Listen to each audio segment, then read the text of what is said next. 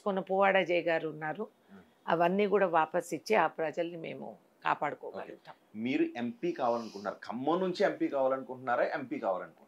ఏవండి మీరు నన్ను ఎంపీ గుర్తించకపోయినా ఇంకే జిల్లా మళ్ళీ వెళ్ళినా ఎంపీ కావాలనుకుంటున్నారు. నన్ను చూస్తానే ఖమ్మం అనేది మాత్రం సహజం.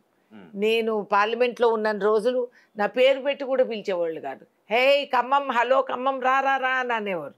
నా పేరే ఖమ్మంగా మార్చేశారు. కాబట్టి మీరు రేణుకా చౌదరిని ఖమ్మం నుంచి తీసేసిన, ఖమ్మం నుంచి రేణుకా చౌదరిని తీసేసిన, రెండూ ఒకటే అనేది ఎవరు కూడా తొందరలో మర్చిపోరు.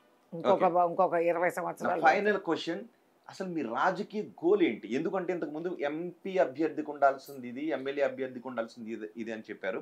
కాబట్టి నేను నా పరిధిలో అంటున్నాను. కానీ రేవంత్ రెడ్డిని తీసుకుంటే ఆయన టీడీపీ నుంచి కాంగ్రెస్ లోకి వచ్చారు, అసెంబ్లీకి పోటీ చేసి ఓడిపోయారు, తర్వాత ఎంపీకి పోటీ చేసి గెలిచారు, తర్వాత పీసీసీ అయ్యారు, తర్వాత ముఖ్యమంత్రి అయ్యారు. ఇంత బలమైన సీనియర్ నాయకురాలుగా ఉన్న రేణుకా చౌదరి రాజకీయ గోల్ ఏంటి? రాజకీయ గోల్ ఏంటి? ఒక కాంగ్రెస్ మనిషిగా బతికి ఒక కాంగ్రెస్ నైతిక విలువలన్నీ కూడా మనం గమనించి గ్రహించి కాంగ్రెస్ సిద్ధాంతాలు, కాంగ్రెస్ ఆలోచన విధానాలు, లక్ష్యం ఏంటనేది. ఎందుకంటే ఈ దేశ చరిత్రతో ముడిపడిన పార్టీ ఇది. 100 సంవత్సరాలు 130 సంవత్సరాల పైన అనుభవం ఉన్న పార్టీ ఇది. ఈ దేశ గత చరిత్రలో తిరగేస్తే సువర్ణ అక్షరాలతో రాసిన పేరు కాంగ్రెస్దే మీకు కనిపిస్తుంది. ఎవరు ఎన్ని చెప్పినా ఇది మర్చిపోరు.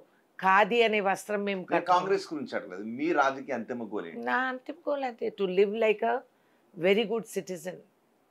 ఆదర్శ సిటిజన్గా ఉండి ఒక ఆడమనిషి ఇంతవరకు చేరగలుగుతుందని నా కోరికలు లేవు.